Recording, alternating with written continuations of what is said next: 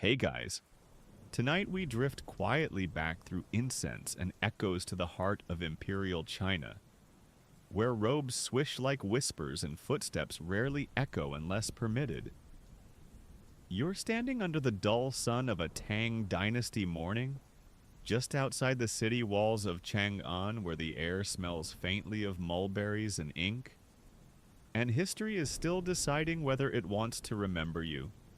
Your name is Wu Zhao, and you're not famous yet. You're just a curious little girl born into a comfortable family, where your father works as a mid-tier official important enough to be recognized, but not so important as to avoid awkward dinner parties with his superiors. The year is 624. You're already well-groomed, well-read, and, inconveniently, quite smart for someone whose future is supposed to involve being seen and not heard. The household hums with quiet ambition. Your mother teaches you to compose poetry. Your tutors drill you in Confucian classics, which you're expected to recite like lullabies, even though they sometimes make less sense than your neighbor's drunk rooster.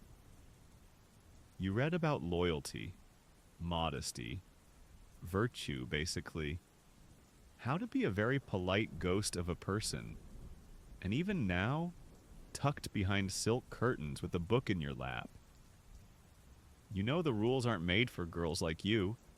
And yet, despite your sharp mind and sharper tongue, your destiny is already being drafted by others. By age 14, you're plucked from this relatively cozy domestic fog and deposited into something far less cuddly, the harem of Emperor Taizong. Not because you asked, and not because he's particularly charming, but because your father got a government promotion and you got offered as part of the thank you basket. You step through the red lacquered gates of the imperial palace with wide eyes, not knowing that someday you'll walk back out as the only woman in Chinese history to rule in her own name. But for now, you're mostly wondering why the other girls are giving you that weird sideways look, and how many rules there are about eye contact with eunuchs. You're given a rank one of the lower ones, of course, and spend most days waiting for a moment that rarely comes the Emperor's notice. Your duties are a blend of embroidery, calligraphy, and surviving passive-aggressive comments from higher-ranked concubines. You're also sometimes in charge of feeding the palace horses, a job that smells worse than it sounds and earns you the nickname Mainyang, or Charming Lady. Historians still argue whether this was sincere or sarcastic. You quickly realize this court isn't as glamorous as the poem suggested. Beneath the silken ceremony, it's a pressure cooker of gossip, alliances, and quiet backstabbing, often disguised with a curtsy. Still, you adapt. You learn to bow precisely the right amount. You say nothing of importance and everything of politeness. And when no one's looking, you read a lot. You consume everything in the palace library history. Law, philosophy, astrology, poetry. You're not just surviving. You're preparing. There's one man at court who seems to notice your intelligence. Li Zhi, the Emperor's son. You catch him watching you during poetry readings and incense rituals. He doesn't smile, but he lingers a little too long before turning away. It's subtle, palace subtle, but it's the beginning of something enormous. Whether you know it yet or not, in your quiet moments, brushing the manes of imperial horses or watching the moon reflect off the koi ponds, you wonder what lies ahead. You don't dream of power? Not yet. But you do dream of being heard. You just don't know that. Centuries from now, your voice will echo louder than any emperor's edict. Oh, and a fun fringe detail you may have been taught. as a child to apply powdered pearls to your face to appear more divine because nothing says leadership potential like crustacean dust. Historians still debate whether you were naturally charismatic or simply had an uncanny ability to read a room better than most diplomats. But here, whether you were naturally charismatic or simply had an uncanny ability to read a room better than most diplomats. But here, in the early morning light of your first palace year, you are simply waiting. Not patiently, perhaps, but strategically, and somewhere, far off in the script of your life, a crown is already shifting slightly in your direction. You're still in the palace, still playing the role of ornamental concubine, but now you're getting better at it. You glide through the corridors with your head bowed just enough, your voice always a notch softer than necessary. Your smiles measured like ingredients in a fragile recipe. This is survival. And you've already figured out that survival at court means playing the long game, even if the game involves embroidering lotus flowers for 3 hours a day, while pretending you don't notice who's climbing the ranks and who's mysteriously not waking up. Emperor Taizong doesn't really notice you. Not in the way you once hoped. His affections are split between politics, his favorite war horses, and the concubines whose families wield influence like a well-polished sword. You're somewhere near the bottom of the emotional food chain, which is just as well it gives you time to observe. And observing becomes your art. You watch which concubines are promoted after offering a particular prayer. You notice who gifts the eunuchs candied plums, and who mysteriously stops being invited to the garden parties. You keep mental notes, and in your private quarters, you sketch out imaginary paths how one might rise. Not through favors or tears, but through knowing exactly when to be invisible and when to shimmer. It's during this period that you cross paths again with Li Ji, now older, more thoughtful, and distinctly more important. He's the crown prince, and unlike his father, he doesn't treat women like decorative swords. He listens. One evening, during a mid-autumn gathering, your eyes meet again across a sea of lantern light and murmuring courtiers.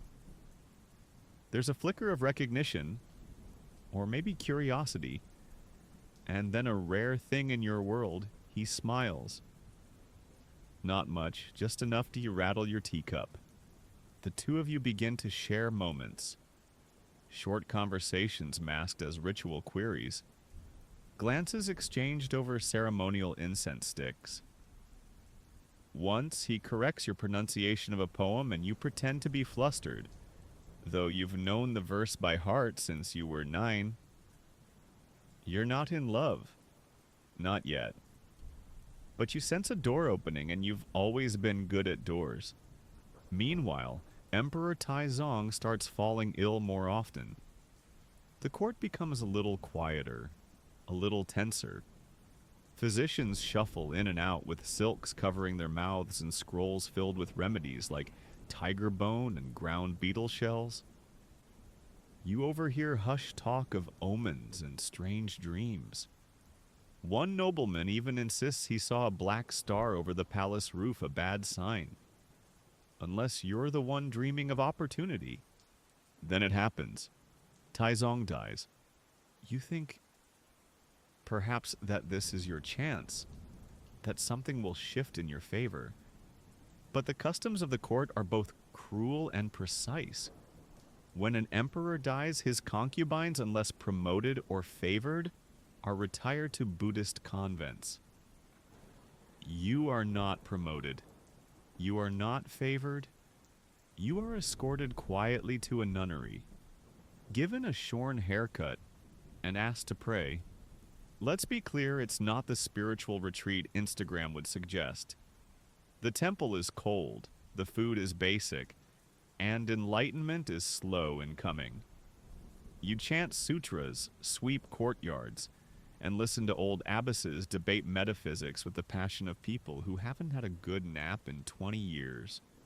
But even in the dim candlelight of the temple, you adapt. You learn how to breathe through the monotony, how to meditate without losing your edge. You write poems on leaves and watch them float down temple streams, wondering if Li Ji has forgotten you, or if the palace still remembers your name. Spoiler, they do. One day, Li Ji, now crowned as Emperor Gaozong, passes near the temple. Whether by divine chance or behind-the-scenes orchestration, historians still argue. He visits. He sees you again. The spark rekindles. Or maybe it never went out. Shortly after, something nearly unthinkable happens. You're summoned back to the palace. The official explanation is vague. Some say you're needed to assist in court rituals. Others whisper about dreams, omens, and a peach blossom that bloomed in winter. Either way, you're returned not as a servant of Buddha, but as a woman reborn.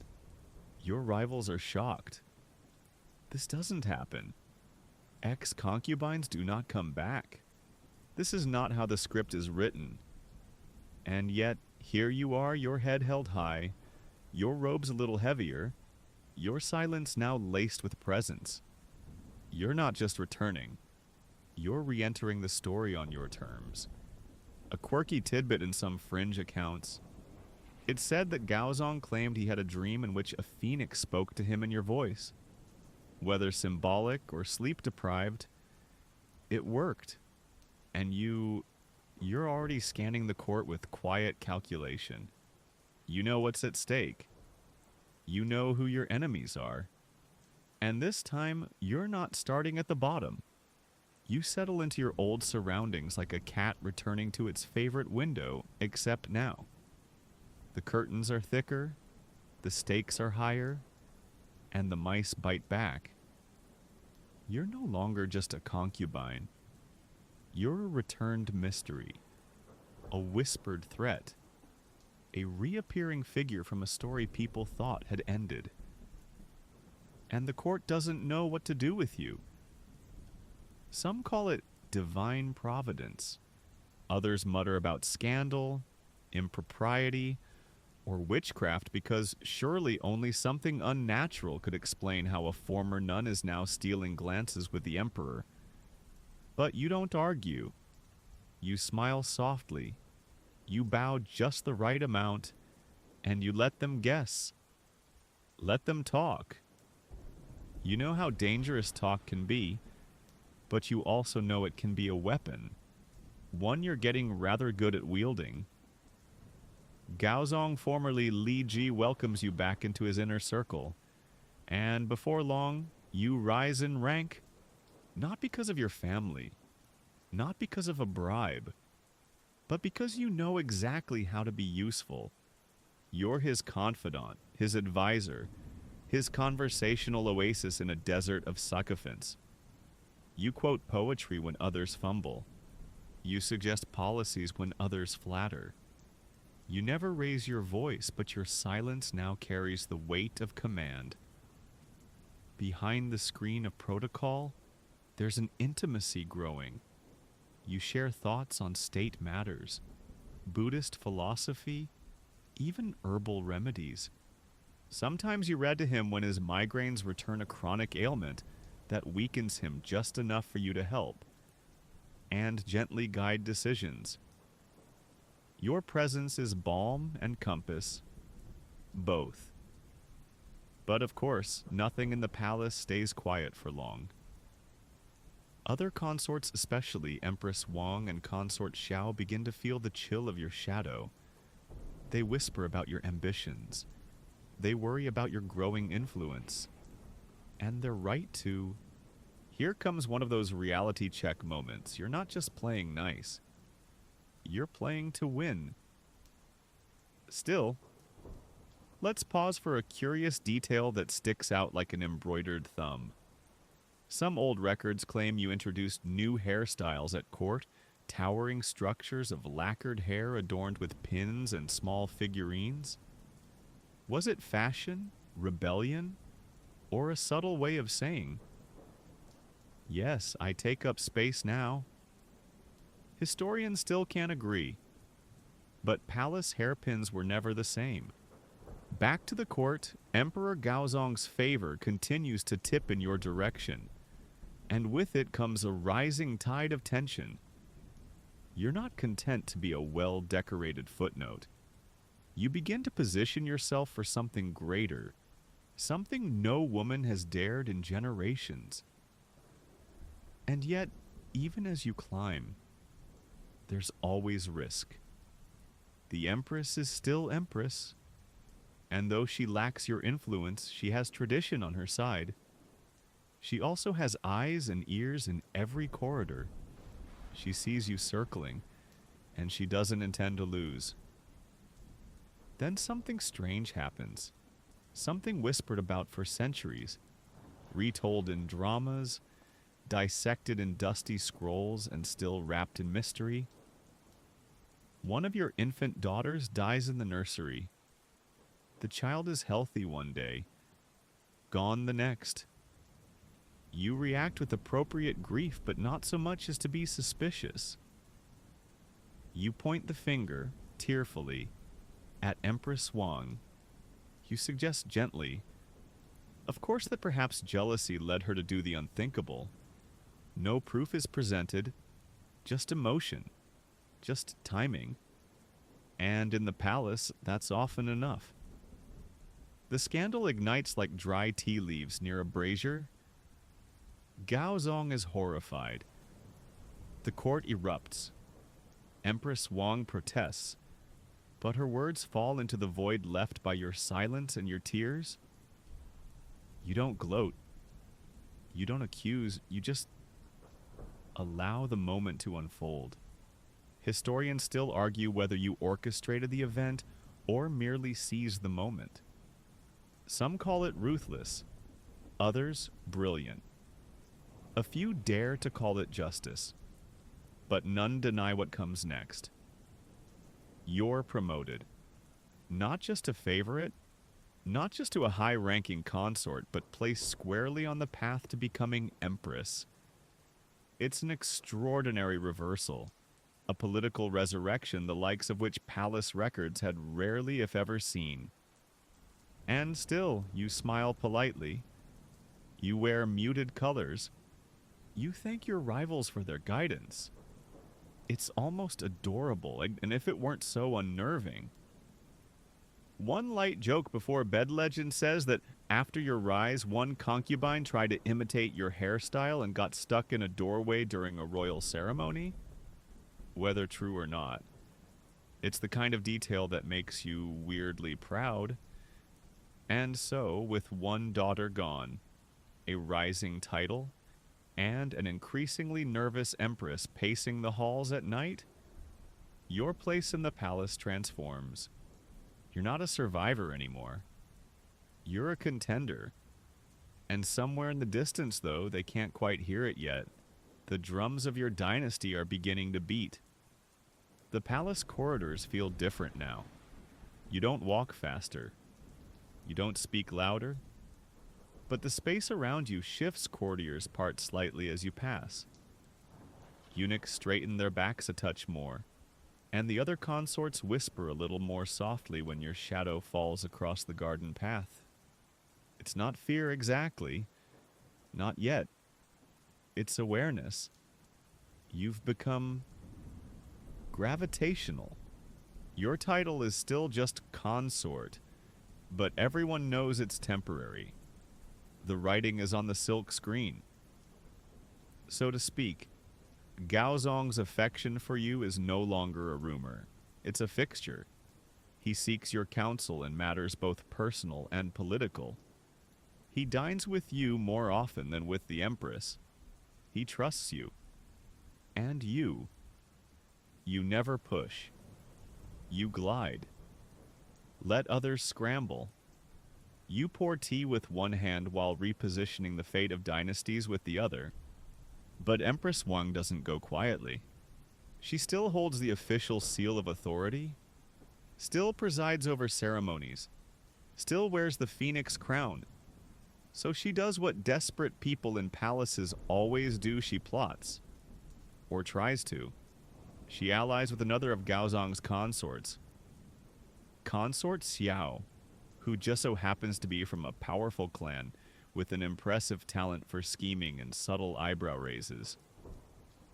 Together, they attempt to expose you as manipulative, unworthy, ambitious beyond your station.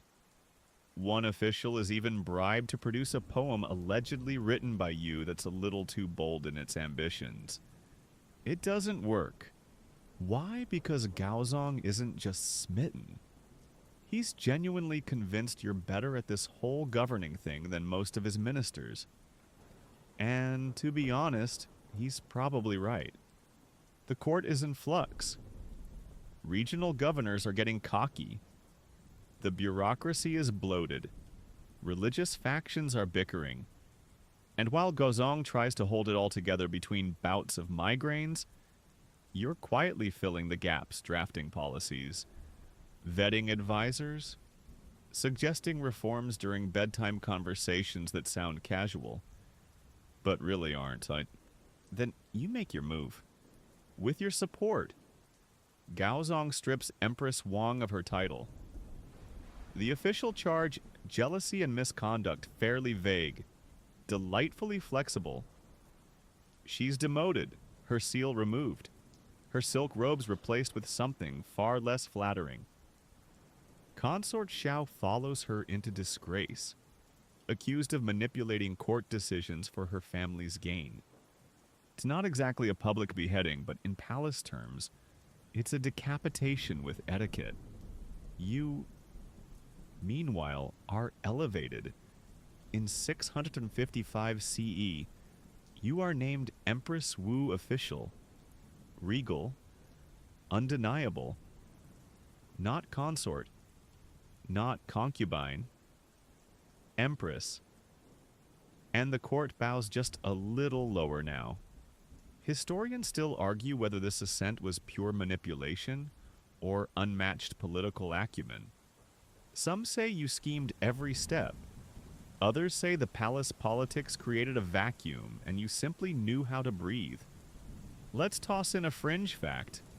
Certain texts claim you consulted astrologers and mystics during this time, including one who read omens in the movement of fireflies. Did you believe it? Hard to say. But the court sure did. And belief is often louder than truth. Now firmly enthroned, you begin to reshape the imperial family. You reward your loyalists. You demote those who doubted. You even change how the emperor receives guests. He now sits with you beside him, not ahead of you. A subtle shift, but symbolically seismic. And yet, you play your role to perfection.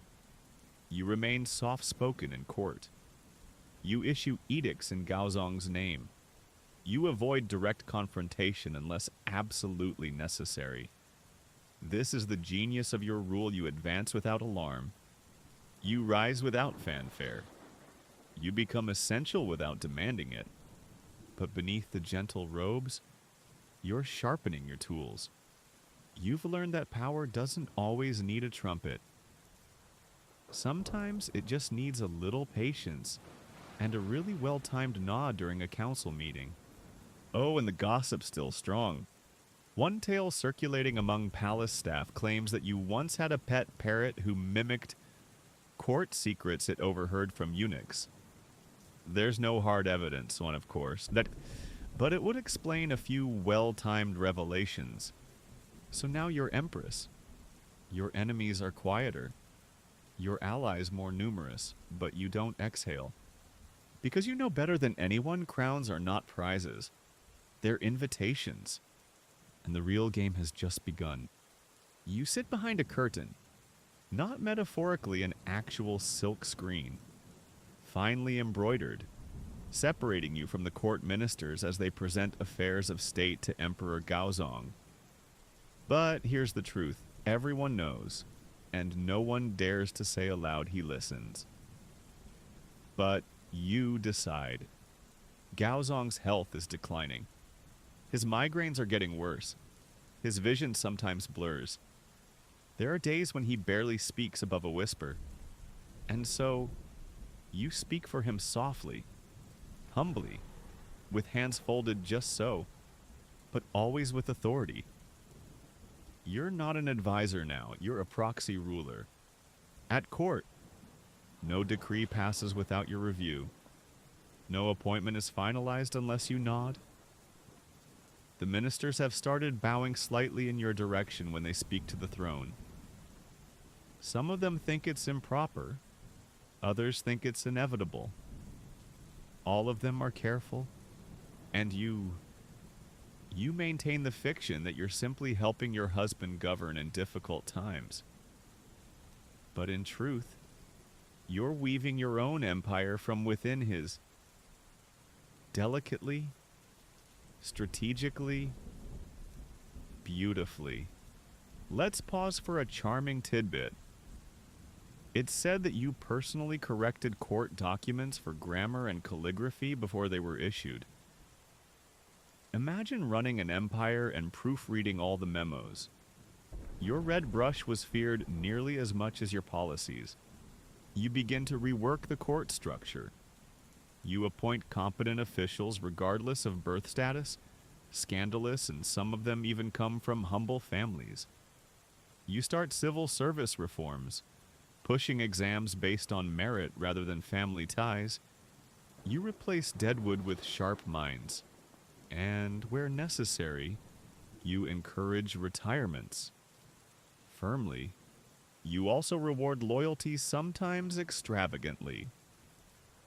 One general receives a new estate. A poet gets a silk robe embroidered with your favorite line of his verse. And when a Buddhist monk interprets a comet as a sign of your divine right to rule, you build him a temple and smile graciously as if it was all news to you. Historians still argue whether your reforms were born of genuine belief in merit or simply smart politics. Probably both. You were never one to choose when you could have both. Meanwhile, the people are watching. You tour parts of the empire not in person. Heavens no. That would be undignified, but through emissaries who bring gifts, issue pardons, and carry statues of the Buddha inscribed with your name. You lower some taxes, you build a few temples, you ban the practice of executing entire families for a single crime, which makes you unexpectedly popular among relatives of the accused. And all the while, you remain the devoted empress. You never challenge Gaozong's authority publicly. You refer to him as the sage ruler. You order silk cushions for his throne and issue proclamations about his wisdom. But in private, it's your hand that moves the pieces. Now, for a delightful fringe theory, one eunuch claimed you kept a private room filled with mirrors, not for vanity, but to rehearse facial expressions before court. Raise one eyebrow. Intimidating, two eyebrows. Surprised but gracious? Subtlety was your signature, and you wore it like a second robe. Of course, not everyone is pleased. Some old-school Confucian scholars begin to grumble that women are meant to weave, not rule. They cite ancient texts. They write pamphlets. One even carves a protest poem into a rock. You thank them for their concern. Then, you have the rock relocated to a garden near the latrines. You're not vindictive. You're educational. By now, your name carries weight far beyond the palace. Governors pause before contradicting your decrees. Foreign envoys request meetings with you directly. Buddhist scriptures are updated to include prophecies that sound suspiciously like your career path. And still, you insist you're just helping. Because you know the truth, this isn't yet your reign. Not officially. You rule through screens and through silence. through suggestion, through smiles that say far more than any royal edict ever could. But a shift is coming. You can feel it in the way Gaozong leans on your arm for support now. In the way your seal appears just below his on more and more documents. In the way the court has stopped pretending to believe you're only the Empress. Soon, the curtain will fall. Not in shame or scandal, but like a veil gently lifted. And when it does, you won't step into power. You'll reveal that you were already there all along. It begins as so many palace tragedies do, in the nursery. Your children are your greatest pride and, unfortunately, your greatest liability. Each one a potential heir. Each one a potential pawn. And in this shimmering palace world of painted ceilings and whispering courtiers, no child is ever just a child. You have several sons with Emperor Gaozong, each born into silk, trained in poetry and swordsmanship, tutored in Confucian classics until their eyes glaze over. They are the future of the dynasty, but only one can inherit the throne. And that's where the nightmare begins. Your youngest daughter, only a few months old, is found lifeless in the crib one morning. No signs of illness, no signs of struggle, just stillness. Cold silk. Silence. The court reels. You grieve publicly, beautifully, tear-streaked, stoic, composed but not too composed. You let your pain bloom just enough for everyone to see. You don't make accusations but at first, but rumors bloom like mold on damp scrolls. Then you speak. You whisper just loud enough for the right ears to hear that the baby was last seen in the arms of Empress Wang. That she was jealous, that she had reason to resent the child. You don't raise your voice, you simply ask. And with that, the court turns, ministers fidget, eunuchs murmur. The Empress's face tightens. There is no proof, no investigation, just the weight of suspicion and your soft, sorrowful gaze. Historians still argue what really happened. Some claim you staged the entire event. Others believe it was a tragic accident you skillfully used to your advantage.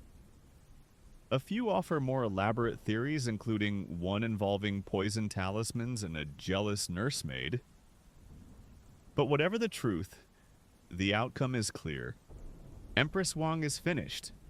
Not immediately. Of course, not with fanfare.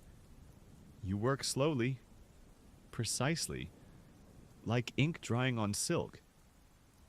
First, her influence wanes. Then her allies vanish. Finally, the emperor demotes her, strips her of title, orders her confined, and you step into her place. Officially, formally, gloriously Empress of China. It's a title that shakes the nation. You, a former concubine, a former nun, now sit on the dragon throne beside your husband. The scholars clutch their pearls. The old families sulk. But the people, many of them approve. You've lowered taxes, stabilized the court, promoted talented officials regardless of background, and unlike so many who came before you, you seem to know what you're doing. Here's a lesser-known detail when your promotion was officially announced. You reportedly received an offering of rare white cranes from a remote province, a sign. Some believed that heaven approved. Others suspected the cranes had simply wandered too far south and got caught by a hopeful bureaucrat with the flair for symbolism.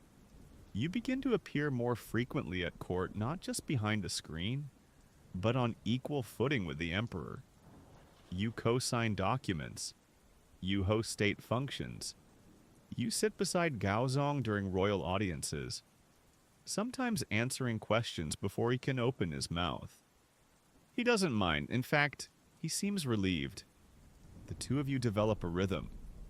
You steer the ship. He holds the flag, and the court adjusts.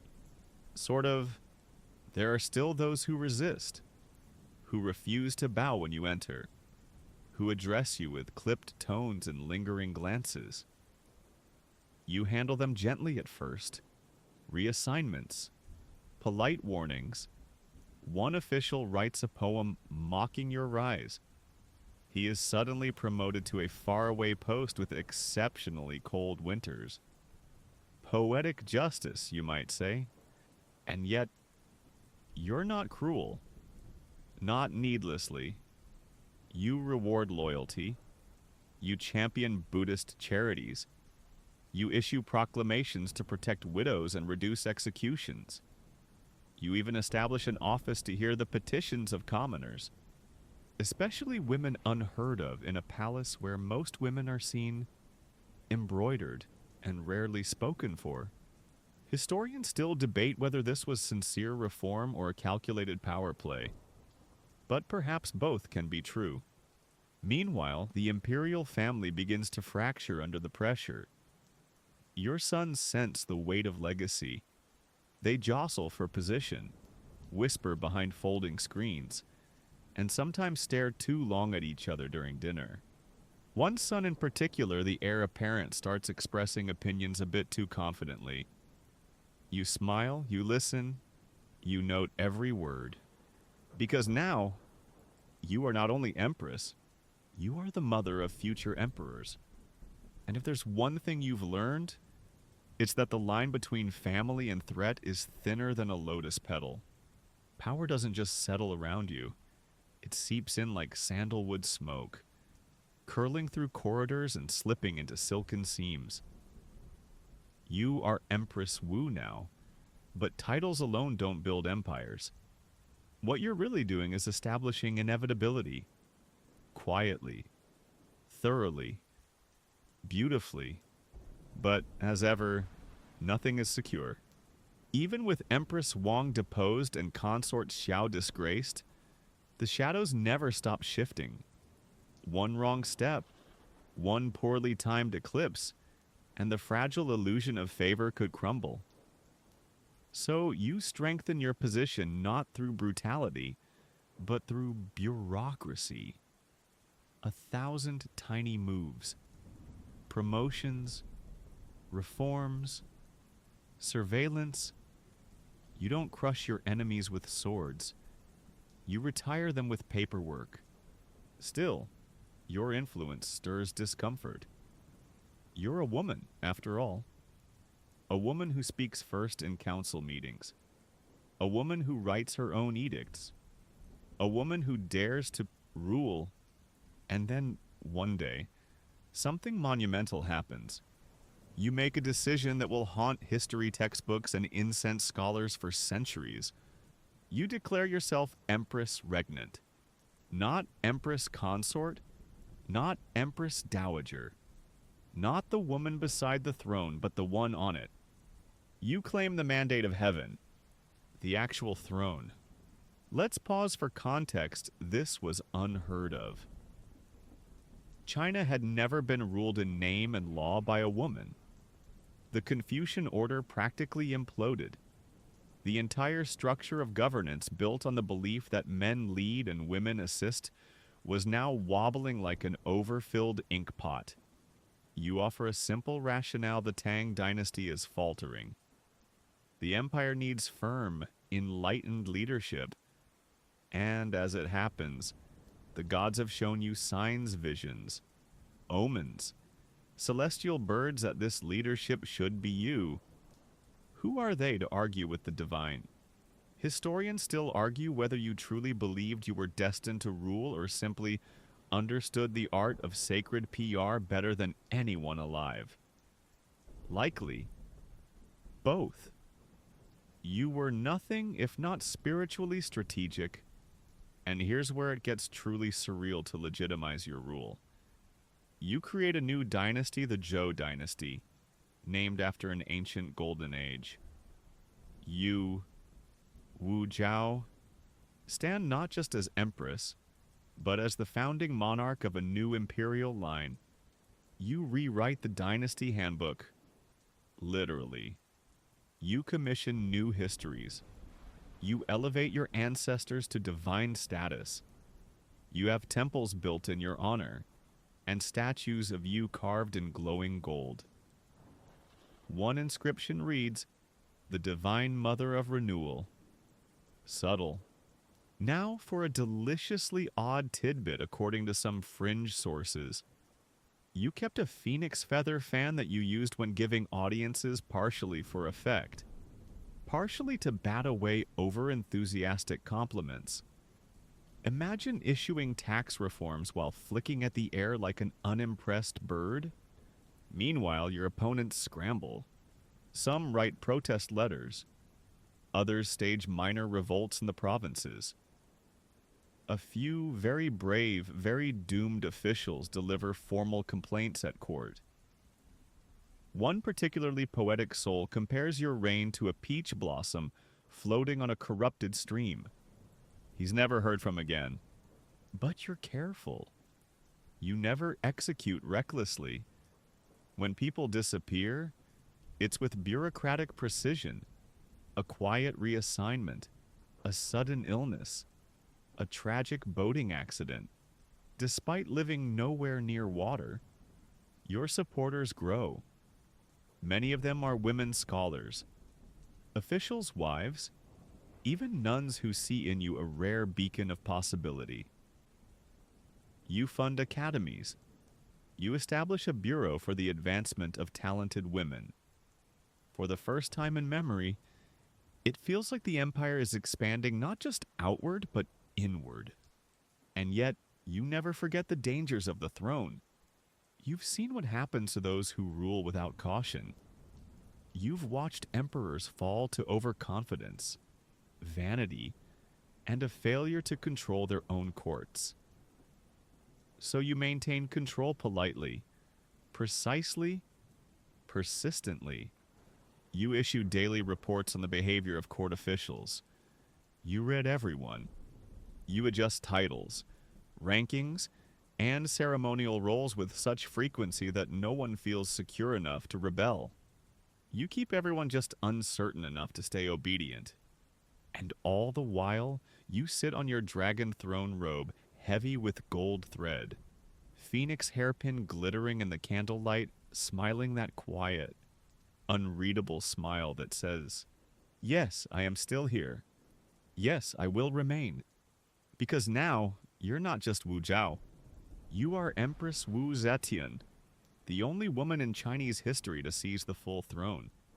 And the empire is yours. You are no longer a whisper behind a curtain.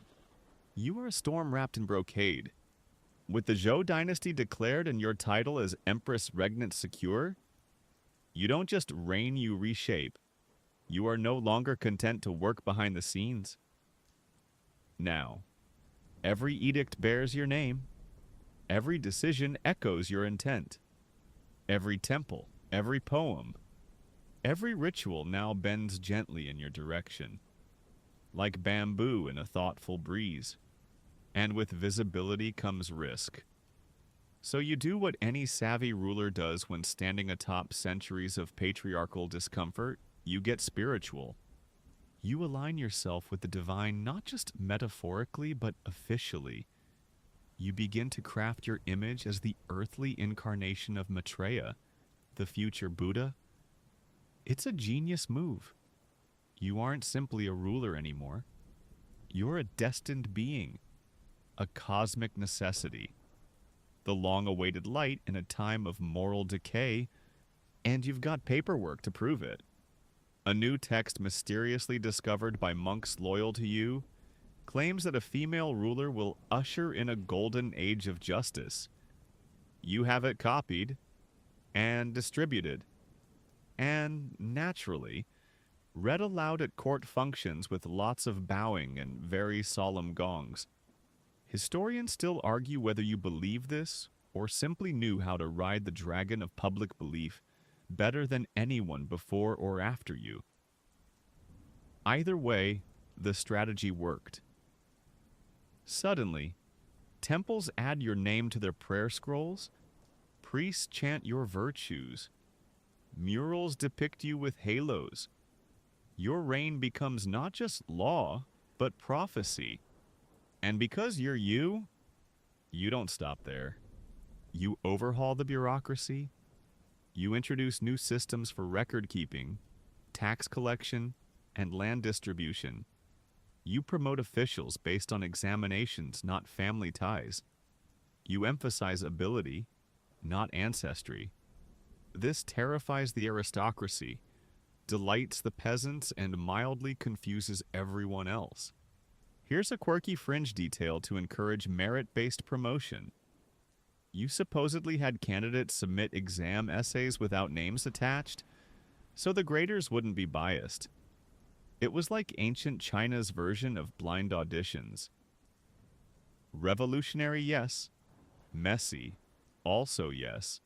One examiner allegedly mistook a poem about rice farming for a coded political insult and briefly exiled its anonymous author to a salt mine. You don't just run an empire, you run a media campaign. Statues of you appear in provinces that previously knew you only as a name on tax records. Imperial portraits show you serene, regal, surrounded by symbols of wisdom and celestial favor. You even alter official language. Instead of the usual characters used to refer to an emperor, new gender-neutral or feminine honorifics are coined. Poets begin inserting subtle praise of you into their verses. Painters add phoenix motifs to your likeness. Calligraphers practice writing your new titles in increasingly ornate scripts. Even palace architecture shifts more symmetry, more golden hues, more female deities alongside the traditional dragon motifs. And always quietly, behind the curtain of divine image crafting, you manage. You host weekly meetings with top officials. You listen, occasionally offer tea, and then ask one quiet, piercing question that unravels a whole policy. You monitor distant provinces like a falcon watches the forest floor. You reassign governors who become too popular. You grant favors that feel like gifts but function like tethers. You remain warm in public, terrifying in private, and relentless always. Not everyone buys the transformation. Some Confucian scholars accuse you of disrupting the natural order. A few particularly stubborn ones write essays with titles like, "On the Catastrophe of the Female Phoenix." You respond with a polite smile and a gentle reminder that freedom of expression is a privilege of the loyal. And then you replace them. One even finds his essay republished as toilet paper, or so palace rumor claims. You commission public works canals, granaries, and temples not just for utility, but to imprint your name across the land like a signature. You even standardize measurements and weights, which makes trade more efficient and bureaucracy slightly less soul-crushing. A gift to your people. And yet, for all your success, you still walk carefully. You're the only woman to ever rule in your own name. You know what they whisper, that it's unnatural, that the stars are misaligned, that no dynasty can rest on a woman's shoulders. You keep your head high, your robe's perfect. Your eyes always half closed in public as if you're already somewhere wiser. And you whisper, just beneath your breath. Let them think it's luck. Let them believe it's prophecy. Let them write their essays. Because history won't remember the whispers. It will remember you. By now, you sign your own decrees. Your signature ink deep red, imperial. Slightly floral in scent is the final say on everything from trade policies to the punishment of disloyal scribes. Gaozong is long gone. You are the state. And while some still refer to the Tang court, you've gently but thoroughly rebranded it as your Zhou Dynasty. It's a one-woman show, politely co-starring dozens of nervous ministers. But you're not interested in chaos. You're not a tyrant. You prefer order, predictable, harmonious, elegant order. So you keep your administration humming with the efficiency of a well-tuned zither. Edicts go out promptly. Taxes are collected without corruption. Grain moves where it's needed. Temple bells chime right on time. And when things go wrong, you intervene. Take, for instance, a rebellion in the south. A governor gets ideas, dangerous ones, about returning to Tang rule. His troops falter, his proclamations are sloppy, and his haircut is apparently quite ridiculous. You dispatch a general, you trust a commoner turned commander thanks to your merit exams.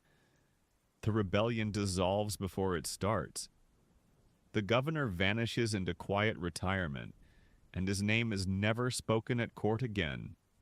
Historians still argue whether this was a carefully choreographed demonstration of your power or simply your standard Tuesday. Either way, it worked, and your reach keeps growing. You establish a network of informants, let's call them listening ears, stationed discreetly in every province, monastery, and administrative office. They sent daily reports written in miniature characters to save paper, which you read with a magnifying glass and a cup of chrysanthemum tea. You know what people say about you. You even know what they think about you before they say it. Let's add a fun fringe fact. Rumors claim you once corrected an official before he submitted his proposal. Because you'd already read his first draft, lifted from his desk by a helpful maid with excellent calligraphy skills, palace paper did tend to walk off mysteriously in those days. And still, you rule behind the curtain. Literally. You introduce a practice where you hold court behind a silk screen. The ministers kneel, speak their cases, and await your voice soft, firm, and echoing through golden gauze. It creates an air of mystery, a whiff of divine presence. You are seen only by those you choose. Everyone else sees your decisions, your effects, your shadow. It's not just power, it's theater. And you are the star performer. You even change how decisions are recorded. Palace scribes start using a new calendar, aligned with your reign. Years are no longer simply numerical, they're themed. The year of renewed virtue, the year of harmonious destiny. It's not just bookkeeping, it's storytelling. You are rewriting time. Meanwhile, Buddhism remains your faithful co-star. You continue funding temples, copying sutras, and encouraging belief in your role as Maitreya reborn. You even host public debates between monks of different sects, like the world's most serene talk shows. The winning monks receive golden robes. The losers are reassigned, often to very distant temples with names like Solitude Pines or the Silent Plateau. And yet, your reign isn't all grand gestures and gilded thrones. You also focus on the little things: rice distribution, flood control, pest outbreaks.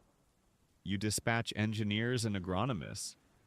You inspect maps, review village complaints, even lower grain taxes during poor harvests. You understand something many rulers never grasp: to control an empire. First feed it.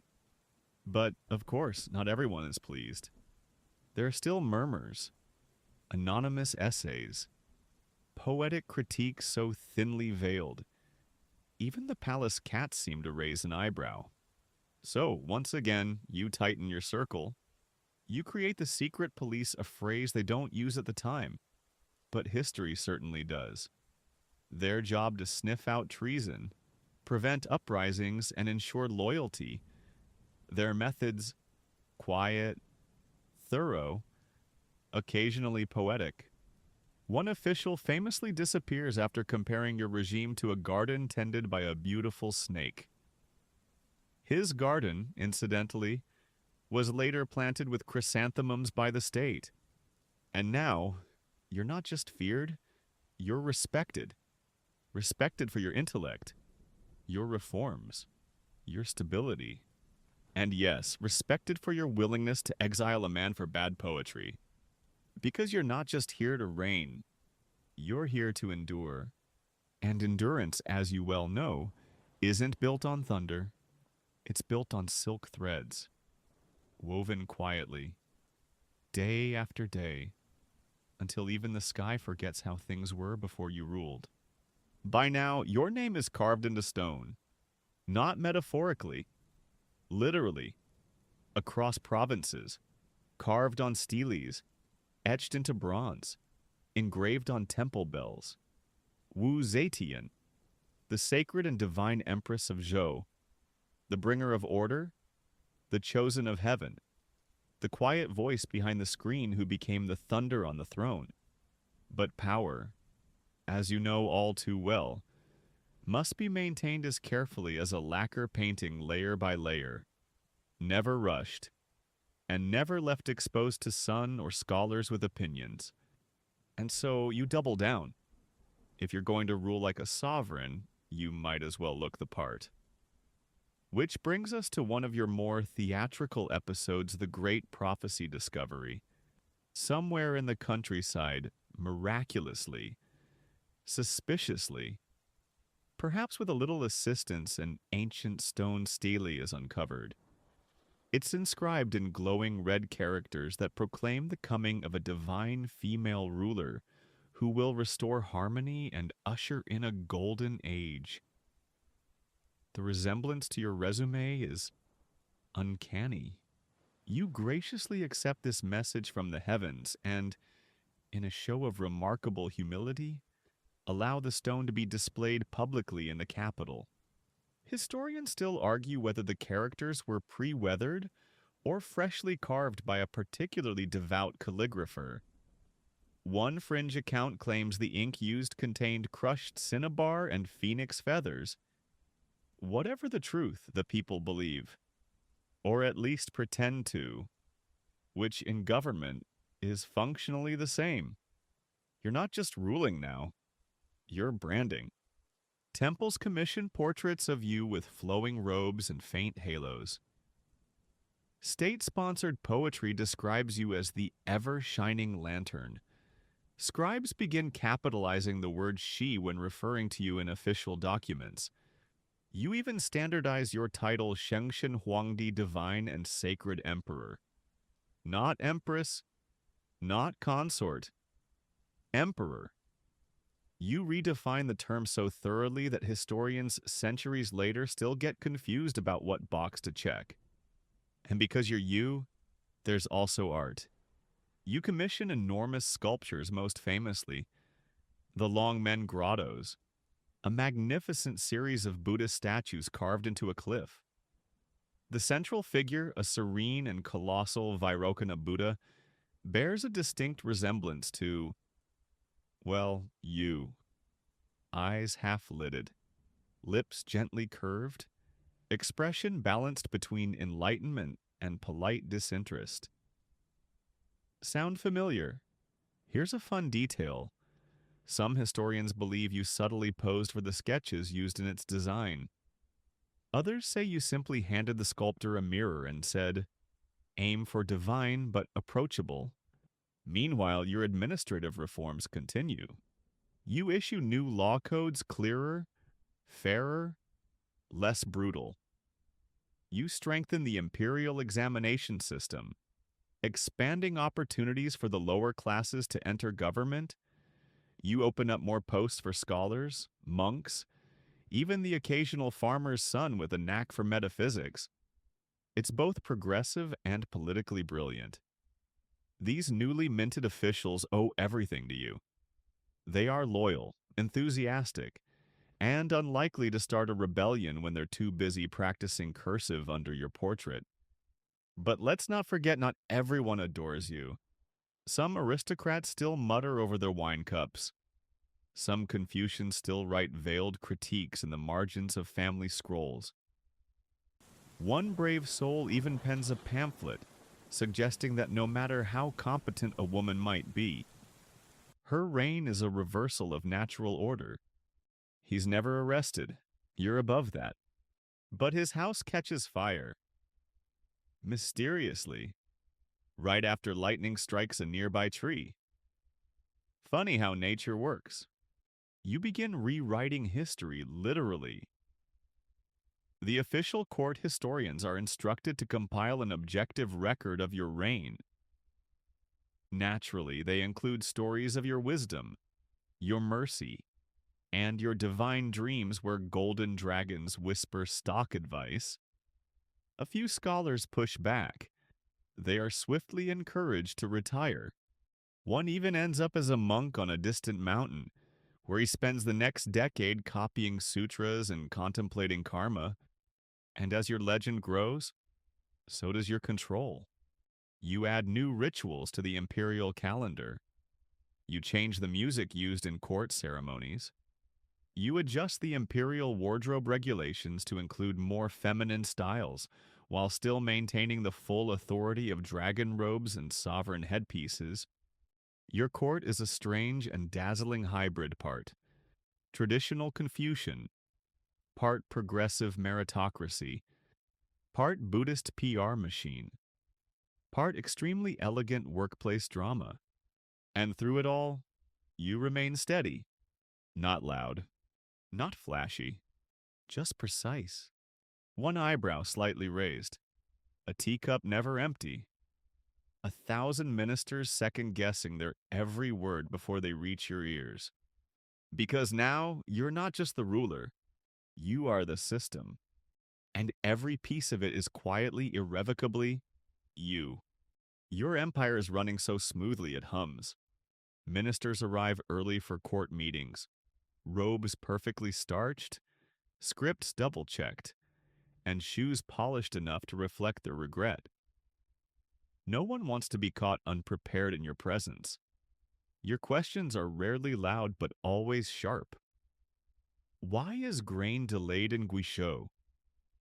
Why did the magistrate in Linhai resign after only 3 weeks? And why exactly is this memorial missing its punctuation? There are rumors you can read 5 reports at once while sipping plum wine. Rumors that you don't sleep, only meditate. One official claims you turned into a crane and flew over his province the day before a flood. Another swears he saw your reflection appear in the moon over the palace roof. Blinking very slowly, you never confirm or deny any of it.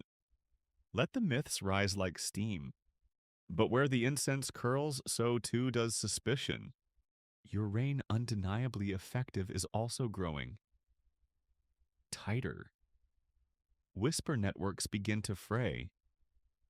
Courtiers lower their voices, not out of respect, but out of fear. You sense it, and you respond the only way you know how. You make fear useful.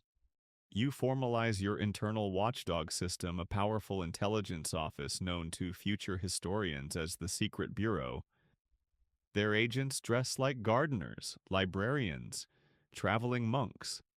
They attend poetry readings, tea-house debates, even wedding banquets, ears open. Fans discreetly covering amused smiles. Their reports arrive daily. Anonymous grievances. Personal ambitions dressed up as confessions. A suspicious glance at a dragon-carved pillar. A poem with too many metaphors. You read them all. Here's a quirky tidbit. One poem submitted to a provincial contest was banned for describing a willow tree as weeping in resistance. The poet claimed it was about the weather. The censors disagreed. The poet now runs a very quiet bookshop in the mountains.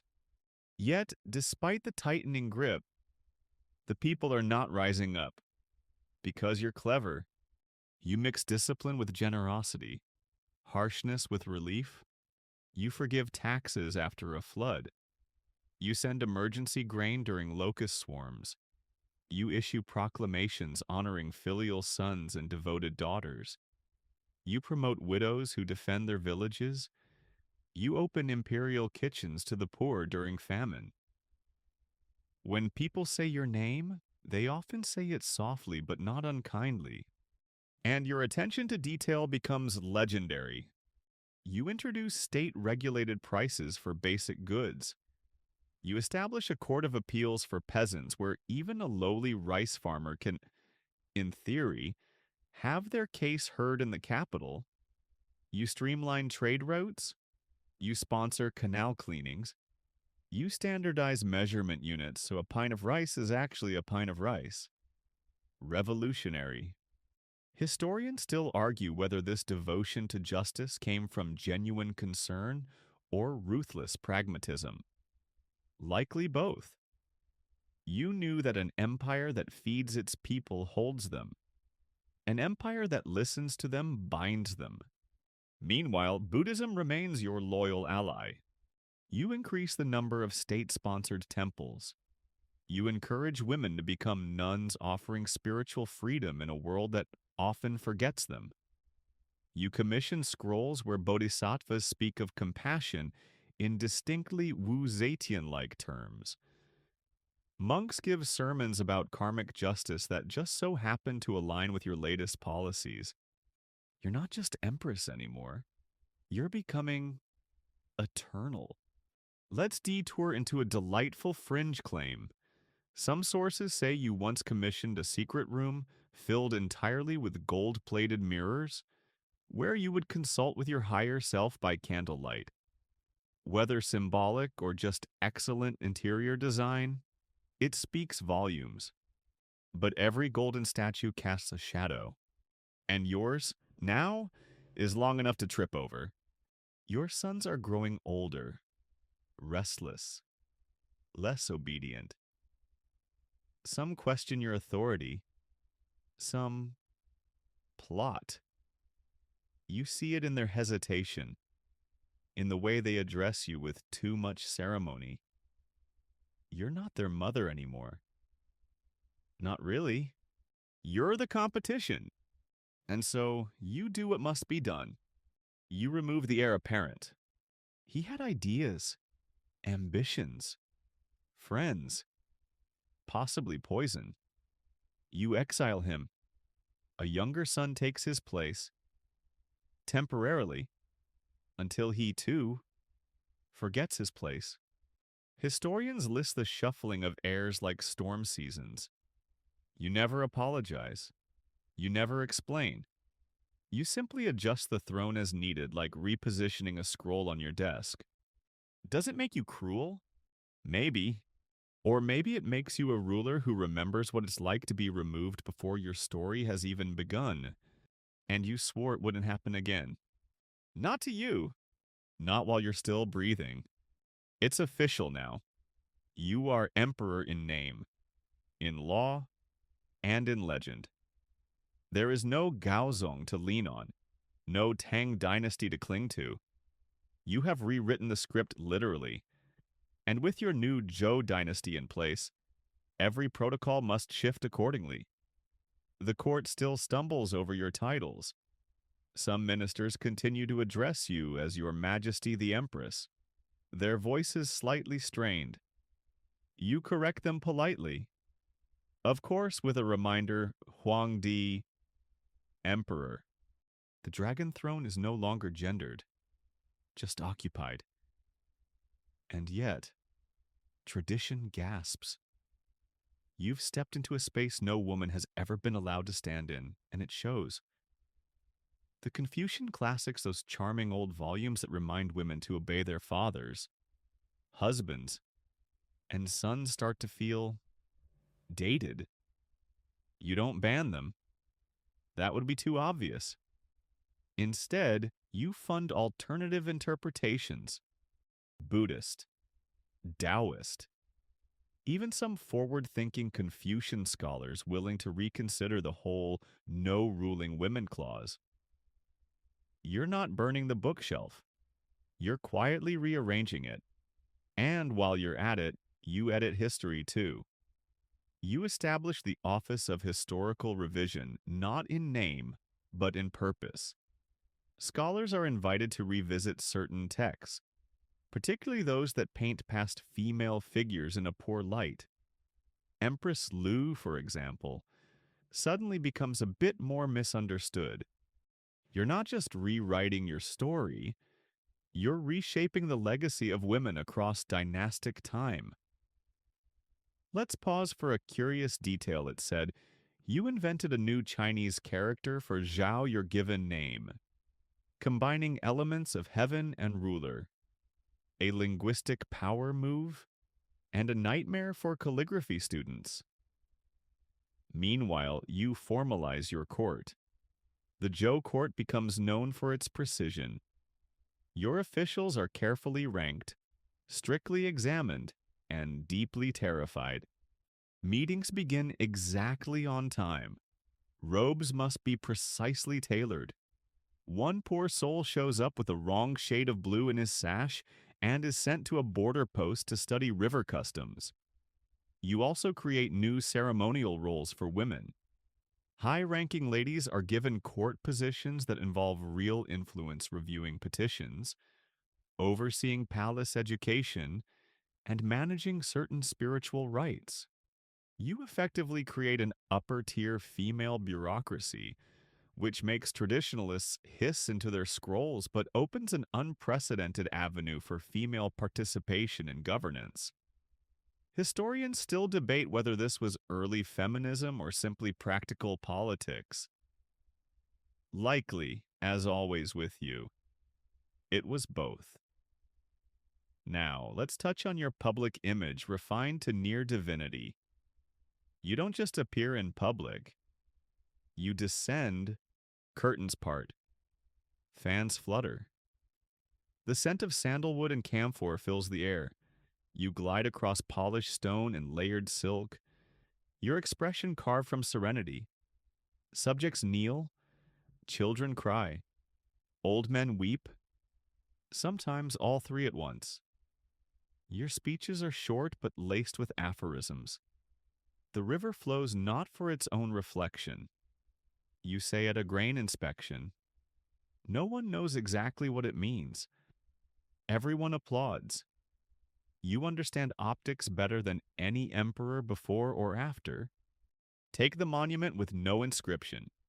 You order a massive stone stele placed outside your future tomb, but leave it blank. A mystery, a challenge, a provocation. Let later generations decide your legacy. You say, let them carve what they will. It's both an act of supreme confidence and a trap.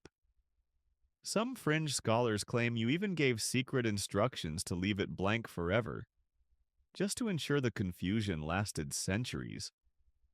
It worked. But power, no matter how divine, brings rot beneath its gold trim. Some officials grow resentful. Secret alliances bubble beneath the surface. Your sons, once pliable, begin posturing. The court is full of poetry and paranoia. You trust few people and even fewer relatives. So you fall back at your strengths. Clarity, order, silence. You rule with such consistency that even your critics are grudgingly impressed. You simplify tax codes. You build flood barriers. You invest in crop research. The peasants don't care about titles, they care about rice. And you, wise as ever, deliver it. You also keep the military in check. Generals are rotated, promotions delayed, fortresses inspected. Any commander with too much popularity is reassigned to somewhere windy. You make it clear that while the army may protect the empire, only you define it. All the while, you're aging. Gracefully, of course, your hair silvering at the temples, your eyes sharp, but slower to blink. Some say your voice grows softer. Others say it's just that people lean closer. Either way, no one interrupts you. You are the embodiment of the state. the mother of reforms, the pivot point in an entire civilization's arc. You are Empress Zetian, the Emperor of Zhou, and you still aren't done. The scrolls grow heavier. Not physically, of course. The actual weight of bamboo slips and silk parchments hasn't changed. But the volume of decisions, reports, names, and outcomes begins to swell like a river in early thaw. You're still sharp, still precise. But the days are longer now, and the shadows seem to arrive earlier. You read everything, even the tiny complaints from border villages about oxen tax errors and grain barge delays. You circle them with a red brush. You make notes in the margins. You send quiet messages to provincial governors. Fix this. And they do. Because you are still watching. But something else is watching. 2. Legacy. The question has started to creep in like incense smoke through a window left ajar. What happens when you're gone? The question is impolite, almost treasonous. But you've always asked impolite questions. It's why you're here. So, naturally, you begin to shape the answer. The Zhou Dynasty needs permanence. So you lean into image making, not flattery, not vanity, architecture, symbol, stone. You commission monuments massive, enduring, carefully placed. You order restorations of sacred sites. You expand temple complexes. You fund the carving of entire mountain faces. And one project in particular captures your attention, the unfinished stele. It is monumental, blank, deliberate. You instruct your ministers not to inscribe your deeds upon it, not yet. You want future generations to decide what to say, or perhaps you want them to struggle with the silence. That's the real power of a blank page. After all, it forces people to remember you on their own terms. Historians still debate the intent behind it. Was it humility? Arrogance? A provocation? A trap? They write essays, give lectures, squint at the stone like it's about to speak. It never does. Meanwhile, you are refining the court structure again. You adjust bureaucratic layers to reduce corruption. You create new judicial review positions.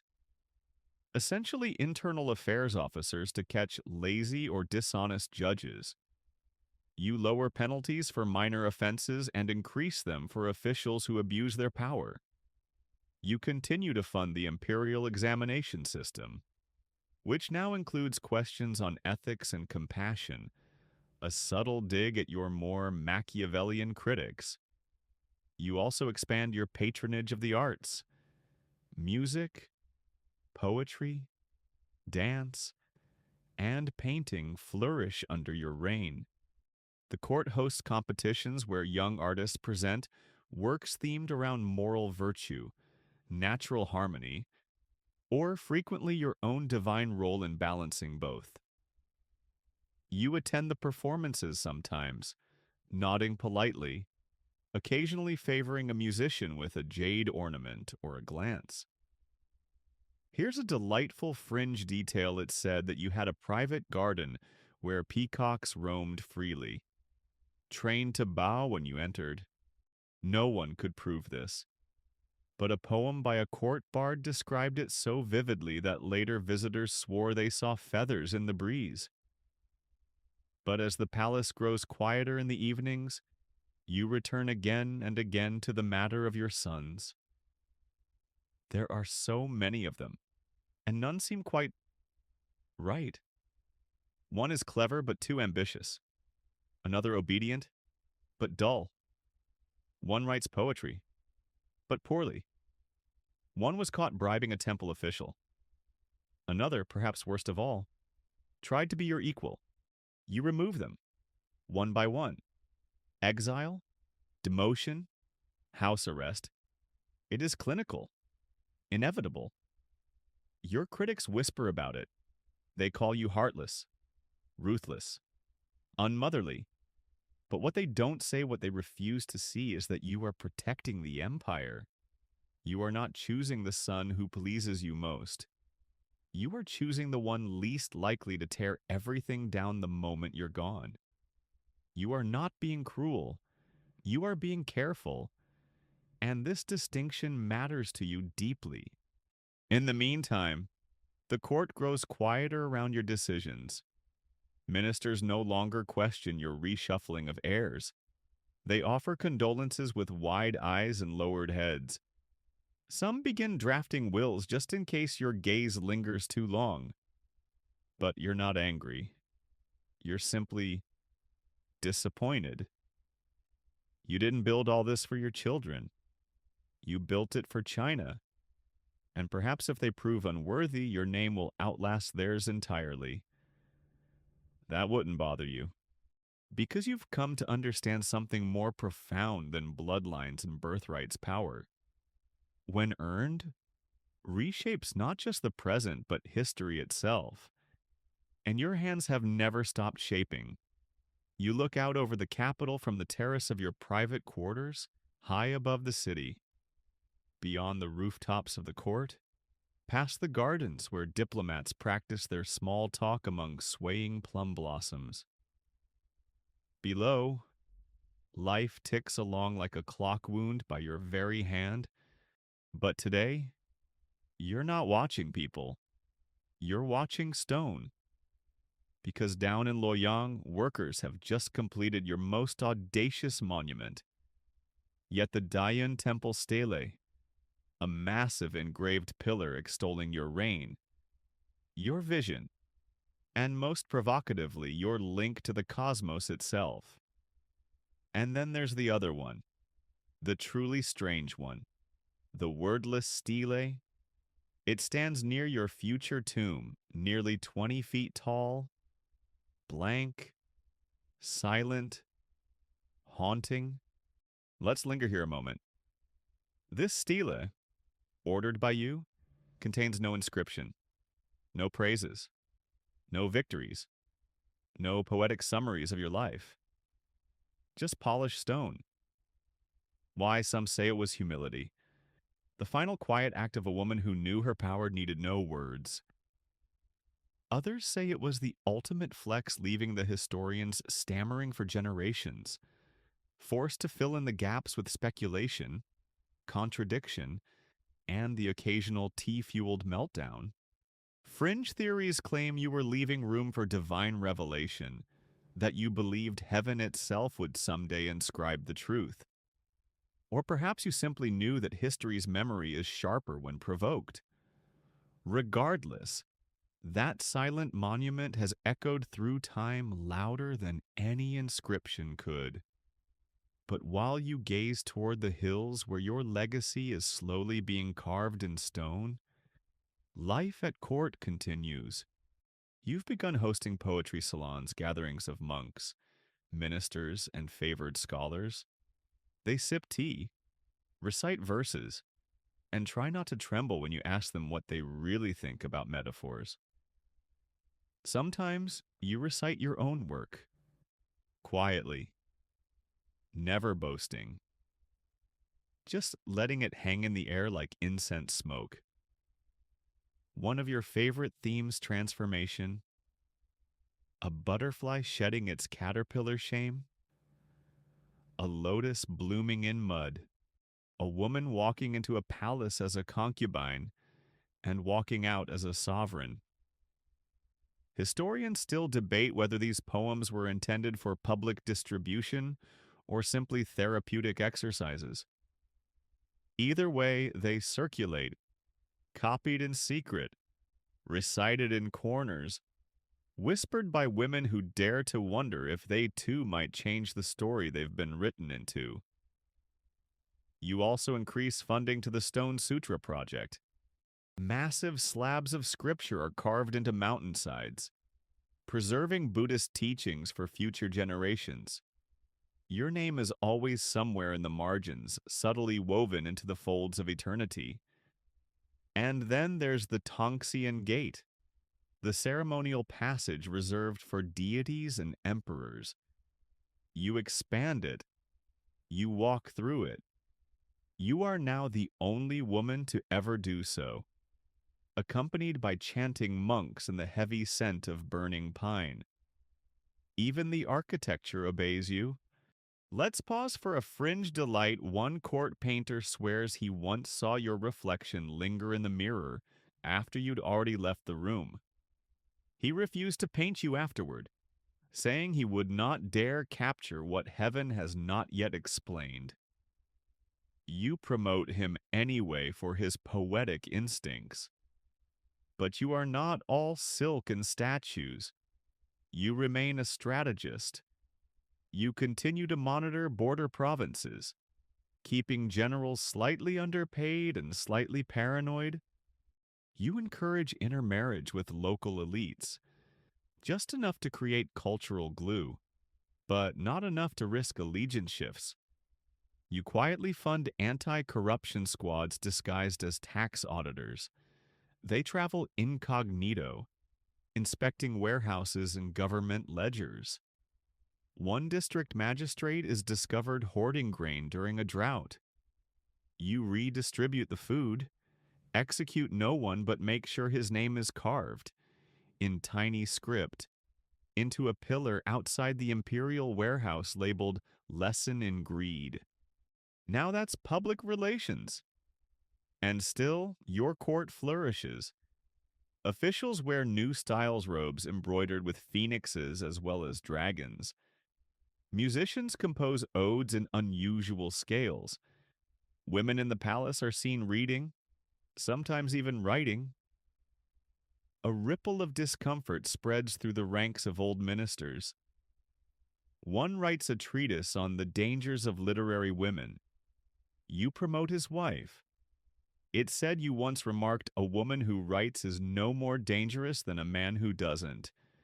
And so, as statues rise and scripts blossom and ministers shuffle like chess pieces across the scroll of empire, you remain steady, still watching, still measuring, still writing if not with ink, then with decree, because you know something others don't. History isn't made by those who wait to be praised. It's made by those who build the pedestals first, then step onto them before the cement dries. The palace is quieter these days. Not in a fearful way, though. There's still plenty of that, but in the way old trees go still before a change in season.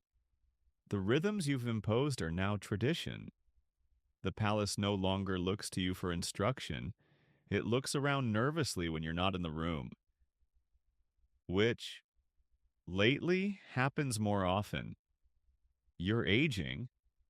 You feel it in your knees, in the sharpness of your breath after long audiences, in the weight of those robes that used to feel empowering but now sometimes seem heavy.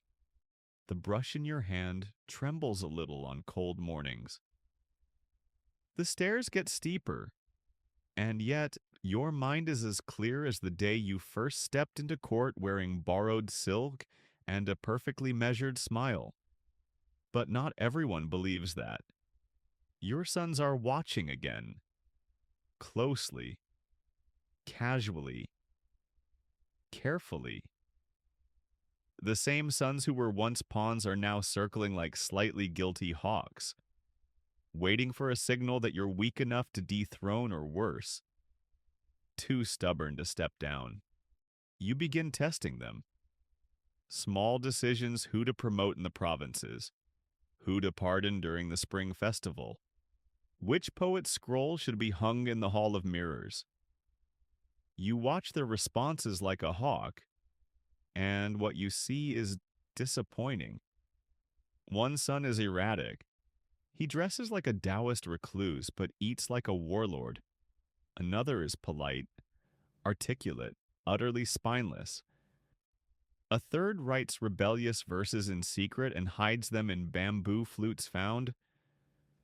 Of course, by your informants. None of them are you, but you already knew that. The truth you've carried silently for years is that you didn't build the Zhou Dynasty for your children. You built it because you could, because history told you not to, because fate dared you, and you won. That changes how you view succession. You're no longer interested in handing the throne to the next emperor. You're interested in protecting what you've built. So you delay. You remain on the throne. You assign duties, but retain final say. You appoint your nephews to watch your sons. You appoint your nuns to watch your nephews. Everyone watches everyone. It's like a very elegant version of mutual espionage, and no one's sleeping well. Here's a curious little wrinkle in your legacy. You develop an unusual attachment to a pair of young brothers, Zhang Yizi and Zhang Changzong. Poets, singers, allegedly healers. They're charming, dazzling even. They read you poetry, comb your hair, and brew elixirs they claim will restore your strength. Historians still argue what these two really were to you. Companions, courtiers, spiritual mediums. Something more. You never say. You never need to. Their presence scandalizes the court. But you tired, legendary, and serenely above it all don't care. If anything, you enjoy the whispers. They remind you you're still in control. You reward the brothers. Modestly at first, then extravagantly, they gain power, titles, and private chambers near yours. Your sons seethe, ministers grumble, but no one challenges you. Not openly, not yet. One minister writes a bold memorial accusing the brothers of corruption. You summon him, listen politely, then ask, which poem of Changzong's did you dislike most? He is last seen boarding a very long journey to a northern outpost, where the poetry is probably dreadful. But behind the amusement, you feel the pressure. You know this can't last forever. So you begin a quiet winding down. You restore some Tang symbols, subtly signaling that the Zhou Dynasty might be temporary, that the old order could return, once you're sure the new foundation is strong enough to hold it. You begin spending more time in gardens. You allow your robes to fade slightly. You don't dye the silver in your hair as often. You pretend not to hear the whispers behind the palace screens. You're still writing decrees, still issuing reforms. But now, there's a softness to your tempo, a slow exhale, not of surrender, but of satisfaction. Because you've already won. Whether they remember you as tyrant or trailblazer, as divinely appointed or dangerously ambitious. One truth remains etched in the stone of every gate, every temple, every trembling court scribe's memory. You ruled, and not beside a man, not through one, not for one. You ruled as one, a woman on the dragon throne, not a consort, not a whisper, but the voice itself. Now the palace is too quiet. Not the peaceful quiet of dusk settling over peony gardens, but the tense, echoing hush of breath held too long. You hear it in the servants' footsteps slower, softer. You see it in the way the ministers bow lower than usual, but quicker to rise, eyes flickering toward the floor like they expect it to open beneath them. They smell change in the air, and so do you. Your body aches more each day. The long walks around the courtyards now take twice as long. Your breath shorter with each incline. Your famously steady hands, once used to edit imperial memorials with surgical precision, now tremble just slightly, only detectable if you're holding a teacup. which you make sure never to do in public. You're still sharp, but you're beginning to understand what kind of sharpness it is. Not the kind that cuts, the kind that lingers like a scent or a final note at the end of a song. Around you, your inner court begins to shift. The Zhang brothers, your beautiful distractions, your musicians, your watchers of stars and stirrers of envy are now a problem. Their influence has grown too visible, too loud, and the court, hungry for change and vengeance in equal measure, has found its rallying point. Your sons begin to circle closer. One of them, Li Xian, formerly deposed but now suspiciously polite, offers to relieve you of duties. Another, Li Dan, the quiet one, begins hosting gatherings in the Plum Chamber. Discussions of dynastic restoration. Just tea and poetry, of course. Historians still argue whether your sons plotted a coup or merely capitalized on one. Either way, it comes. You wake one morning, not to incense or the chirping of temple bells, but to the heavy tread of guards. The Zhang brothers are gone arrested, executed, names carved from the records. You don't resist. You don't shout. You sit in silence. One hairpin in your hand, smooth from years of use. They come to you with a decree not yours, but stamped with the seal you once held. It's written in respectful tones. Retirement, ill health, for the good of the empire. You are to step aside, return the throne to the Tang lineage. A peaceful transition. No blood, just silence. And you agree. Not because you are weak, because you are wise. You know better than anyone that power clung to too tightly always shatters. You've already bent history. There's no need to break it. You retreat to a quiet palace villa, still lavish, still attended, but without ceremony. You are no longer emperor. You are Taisheng Huangho retired empress. You garden. You dictate occasional letters. You host your grandchildren, though none stay too long. And in your solitude, you reflect. You remember the scent of horses from your days as a low-ranking consort. You remember the crisp winter air the day Empress Wang fell from favor. You remember the look in Gaozong's eyes the first time he realized you were not like the others.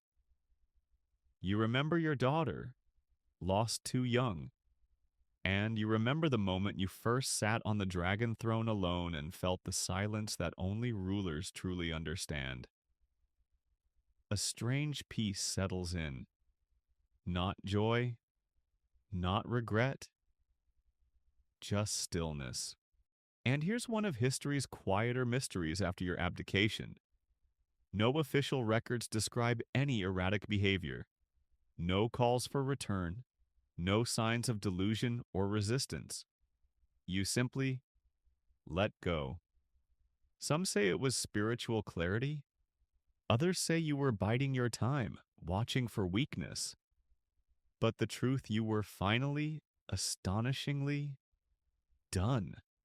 Let's end this section with a beautiful fringe rumor that in your final months, you commissioned one last poem, written in your own hand, sealed in jade, and buried beneath your favorite peony bush.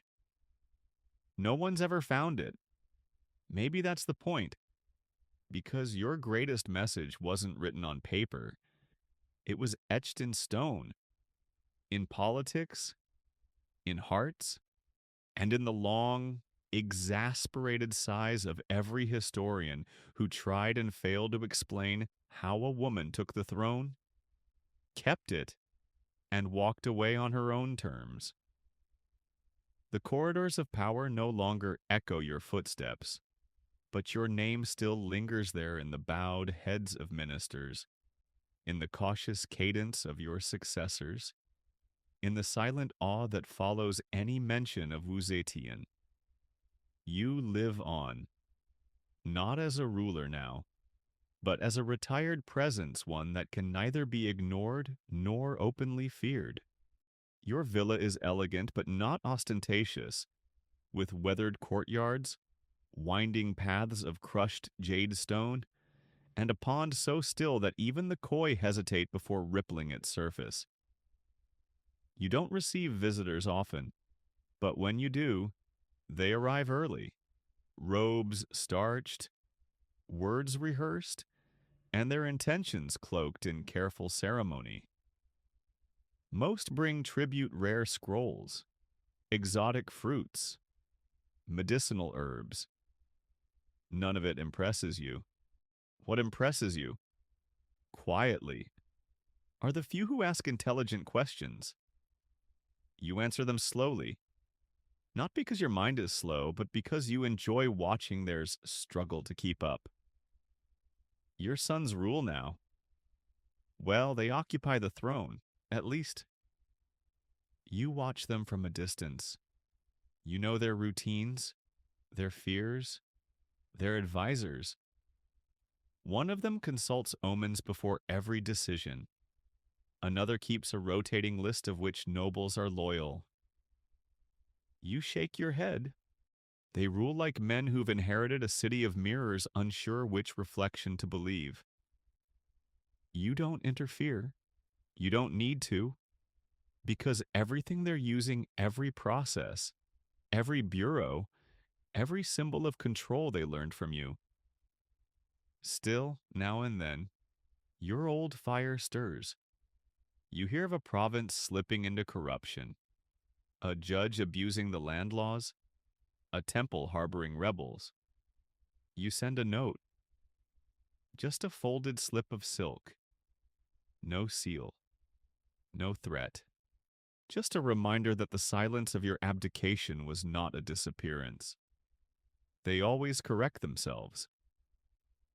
Here's a quirky tale whispered by later generations that once, a minor official in Luoyang misappropriated temple funds and joked at a banquet. At least Empress Wu isn't watching anymore. The next day, he received an anonymous package, a jade figurine of a phoenix with one wing cracked. He resigned. No one claimed responsibility. You stroll in the mornings now? Not far. Just around the lotus paths, where the wind carries the scent of peony and old ink. Sometimes, the breeze lifts your sleeves just enough to remind you of those old robes, the ones that trailed behind you like thunderclouds. Other times, you sit in your pavilion and listen to your attendants read old reports. Just for nostalgia. Petition for grain relief in Jinyang. Memorial requesting repair of the Western Canal. Essay praising the emperor's wisdom in halting border skirmishes. You smile at the language so familiar, so performative. They all still write like you're reading, which, of course, you are. One afternoon, you receive a gift from your eldest granddaughter, a painted screen of the Longmen Grottos. You stare at the image the towering Vairocana Buddha carved in your likeness. The soft smile, the half-lidded eyes. You don't say anything. But that night, you dream of stone. Smooth. Eternal. Unmoved. The world around you changes quickly. Ministers come and go. Titles rise and fall. But your legacy that moves like water beneath the surface slow. Sure, carving new paths in silence. Let's pause for a less poetic detail. You still have your personal astrologer. They come twice a month, not because you believe the stars decide your fate. You just enjoy the routine. And perhaps the reassurance that the heavens are still paying attention. Occasionally, messengers from distant provinces come bearing updates. Flood in Chang'an, and new governor in Chang'an. Bandits suppressed in the west. You nod, ask one or two sharp questions, then return to your garden, because now you're not building, you're watching the structure hold. The world, increasingly, treats you like a relic, a historical footnote still alive. But in private, many still fear what might happen if your tea arrives cold, or if a letter goes unanswered. Some say your presence is the only reason the Tang restoration hasn't completely unraveled. They might be right.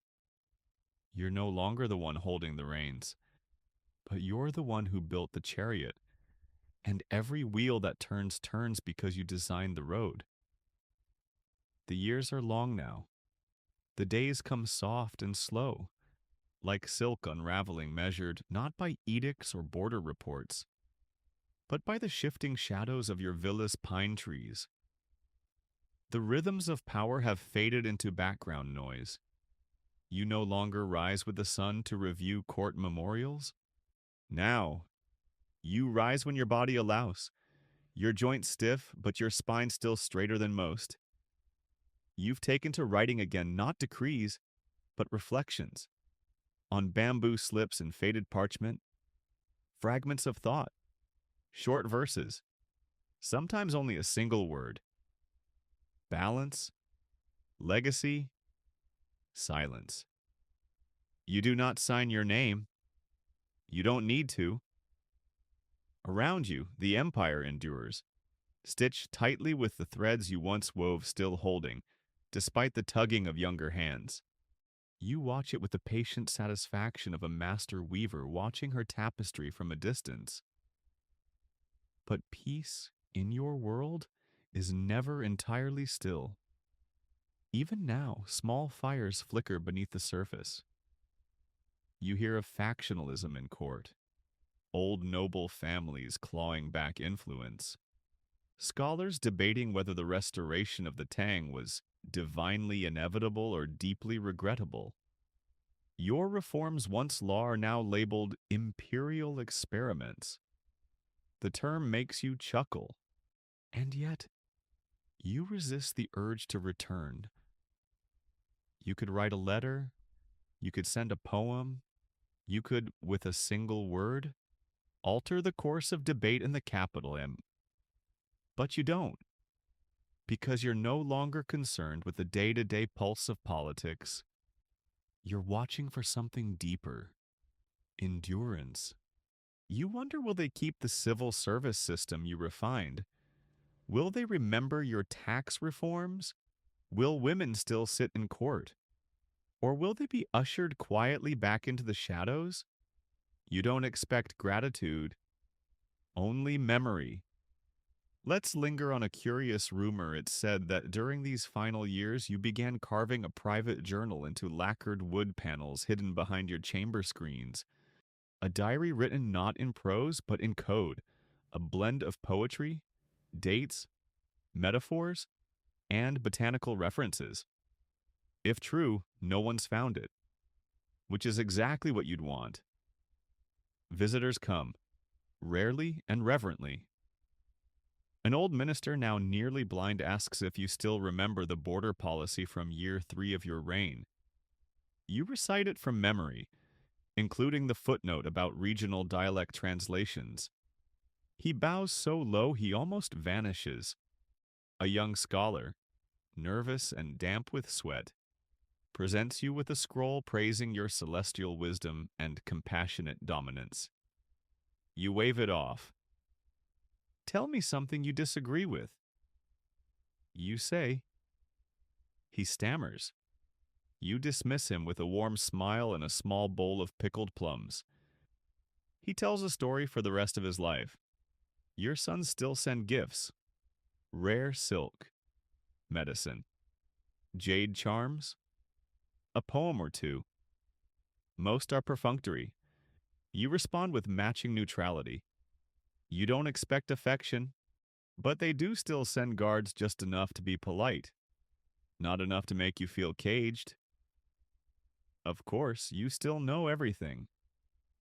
One of your maids reports that the Chancellor speaks your name less often these days. You smile. Another whispers that the imperial astrologer declared balance has returned to the heavens. You raise an eyebrow, and then, one day, you no longer rise with the morning. Your attendants find you in your garden chair, head bowed slightly, as if lost in thought, a scroll in your lap, an ink brush in your hand, its tip just barely dried. There is no drama, no proclamation, just the soft ending of a breath held for nearly a century. You die, not as a deposed ruler, not as a mother, not as a widow or a warrior or a poet, but as something else entirely. A presence, a force, a question. What is the legacy of a woman who took the throne of heaven and lived long enough to shape her own myth? The answer lies not in your tomb, not even in the wordless stele. It lies in the quiet rebalancing of an empire that still, somehow, carries the shape of your will. And as the capital prepares your funeral rites elaborate, controversial, deeply argued over, the people whisper your name once again. Not with fear, not with reverence, but with wonder, because they will never quite understand how you did it. And that is your final masterpiece. Your funeral is not just an event, it's a reckoning. The imperial court scrambles, scrolls rustling, rituals prepared, officials arguing over whether your coffin should be carried as that of an emperor or empress. The answer, of course, is both, and neither, and more. No one knows exactly what to call you now. Even in death, your name weighs too heavily for ceremony to contain.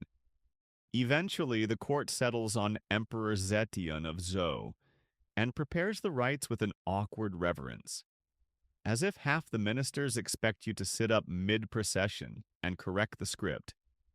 And maybe you would have just to see who faints first. Your tomb, the Qianling Mausoleum, is carved into the Liangshan Mountains, a fitting resting place. High, watchful, eternal. A vast necropolis holding not just your body but your legacy, your dynasty, your carefully curated silences. At the entrance stands the wordless stele, still blank, still flawless. Visitors gaze at it in confusion, in awe, in subtle terror. Historians bring brushes and theories, poets bring tears, tourists bring questions. None of them get closer to understanding why you left it unwritten. But they all feel it, that something was done here that shouldn't have been possible. And yet it was. Let's zoom in on a lesser-known but oddly touching ritual some women, especially widows and elderly wives of scholars, begin leaving offerings near your tomb. Not grand tributes, just folded paper birds, prayer coins, or tiny bundles of calligraphy. One leaves a note for the woman who walked where we were not allowed. It's never recorded officially, but attendants take notice. Your former ministers, now grayer and quieter, argue over your place in the official histories. Some want your reign edited, softened, footnoted with unusual circumstances. Others insist on elevating your accomplishments. One writes, though her gender clouded her image, her deeds cleared the skies, that line survives. Barely. Your name becomes a paradox. Schools teach that you were cunning, ruthless, wise, disruptive, necessary. They argue about which was truer. Your reign becomes a test question, a debate topic, a scroll that no scholar can resist but none can resolve. Still, the roads you paved remain. The civil service system you refined continues. Women, though slowly pushed back into obscurity, whisper of your time like it was a fever dream, a moment when possibility cracked open. Generations later, emperors invoke your reforms to justify their own. Poets write verses imagining your thoughts in exile, your gaze at court, your silent triumphs behind painted fans. One famous quatrain reads, "She wore the crown like thunder sleep's soft hands. Sharp ink, no sound beneath. They feared her calm, her measured breath. For queens who rule, rewrite their death. And that, perhaps, is your truest victory, because you did not vanish. You are not a side note. You are a pivot, a hinge on which China's history turned not because you asked permission, but because you moved the door entirely. People still argue, was it worth it? Was it right? Were you kind? Were you cruel? But no one, not even your greatest critics, ever asks if you ruled well, because they know the answer. You ruled brilliantly. And while the names of many emperors fade into bureaucratic dust, yours endures in monuments, in stelae, in poems, in the anxious smiles of men who still wonder what would happen if women ever followed your example. And now you sleep beneath stone, but you are not gone. You are unfinished, like your stele, like your empire, like the question you left hanging in the air. What if we told history the truth and it looked like you? And now, silence. The kind that hangs in the air after something vast has ended, after the music fades. The lights dim, and the echo of footsteps is the only thing left in a vast, gilded hall. You are gone, but everything still carries your fingerprints. The bureaucracy, still layered and cautious, still bears the scaffolding of your reforms. The examination system, no longer experimental, has become the very measure of legitimacy. The idea that one must earn their role rather than be born to it, that seed was yours. Your name, long taboo in polite conversation, resurfaces quietly at first, then with awe, then, in time, with admiration. A few dynasties later, you're painted into murals again. Your story, once hushed or twisted, becomes the subject of operas and epics.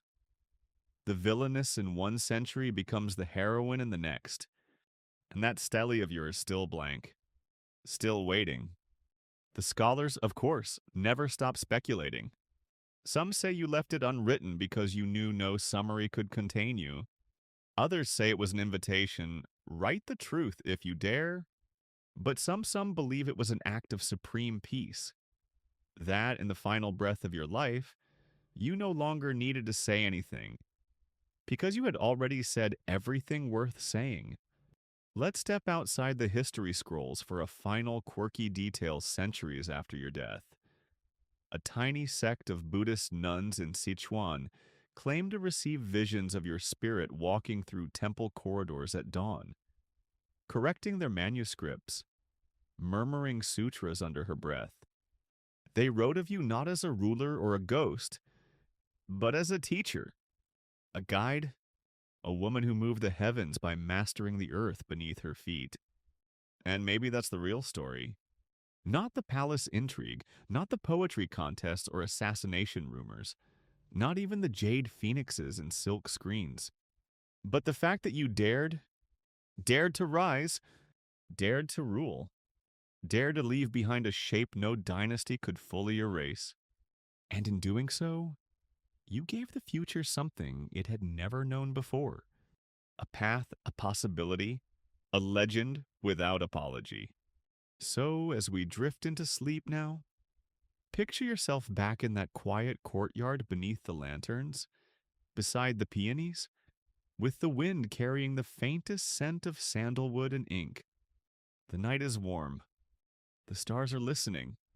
and the world you built still breathes in silence. You are Empress Wu, and history is still trying to catch up to you. Now, breathe in slowly and let it go. Feel the weight of time lift gently from your shoulders. You've walked through lifetimes tonight, from the shadowed corridors of the Tang Palace to the open, echoing heights of an empire forged by your will. You've watched a girl grow into a sovereign, not by shouting but by knowing when to speak and when to let silence do the talking. The world is quieter now. No ceremonies, no court whispers, no footsteps on marble floors. Just you, drifting. Let the images fade. One by one, stone temples carved into mountainsides, silk sleeves brushing across polished wood, a red brush poised over parchment, never trembling, all of it floating away, like lotus petals on water. Still, soft, slow, if your mind lingers on the what-ifs, the unfinished stories, the legacy that's still being debated. That's okay. History doesn't need to be resolved tonight. It can rest, just like you. In the space between breath and sleep, there's nothing more to do. No titles to claim, no stele to inscribe. Just this moment. Safe, quiet, whole.